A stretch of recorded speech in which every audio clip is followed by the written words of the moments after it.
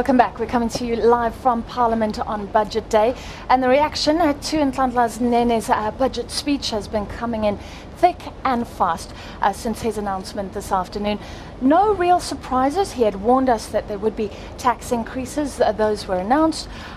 Social grants going up, as some say, not by enough. A lot of different reaction from business and labour. Let's get more of the business investment side. I'm joined by Sandile Zungu from the Black Business Council and Hassan Matana from Oasis Investment Managers.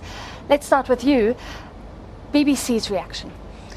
Well, the minister did a fantastic job in terms of putting on the table the packages that will stimulate, encourage the SMME sector. He's put on the table billions that are aimed at upskilling the SMMEs, mentoring and coaching them.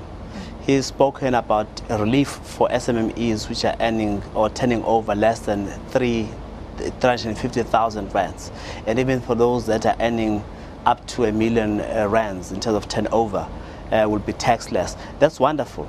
Sandile, is this the great reform that we wanted to unleash small business? Is it enough? On the SMME sector, under the circumstances, all you need to do is just allocate resources and send positive signals.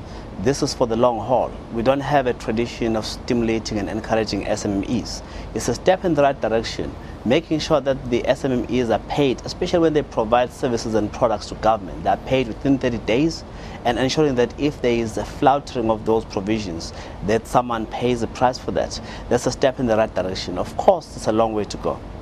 Hassan, let's move from small business to big business around the world, looking at that budget speech. What would investors think? Sure. I think if you look at it very importantly, the fact that the budget deficit's below 4% is going to come back even further over the next few years. Also importantly, they're focusing on making sure that the debt remains relatively under control, which is obviously important from an external perspective as well.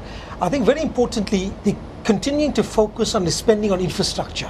So while they're making sure that there's austerity and focus on cutting back on spending in certain areas, making sure that areas such as your logistics and the like, there's continued spending, because that will drive future economic growth going forward. And that remains a key area of focus. And I think he highlighted that 98% of spending by the public enterprises has actually been spent.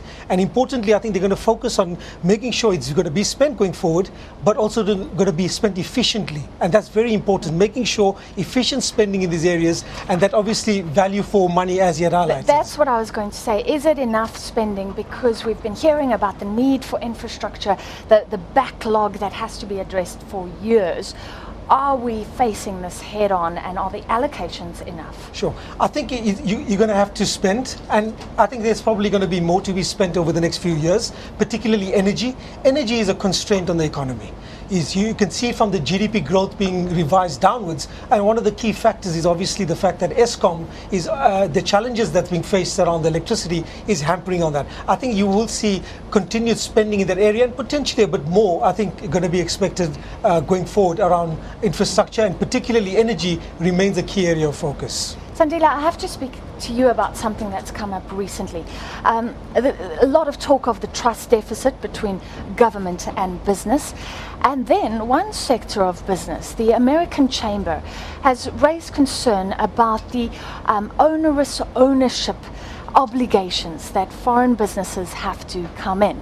Now you're in a different space because you're dealing with black business. Do we cling to BEE ownership policy that we have at the moment, or should we look at what overseas investors want? Well, BEE policies are here to stay because they're a tool for redress.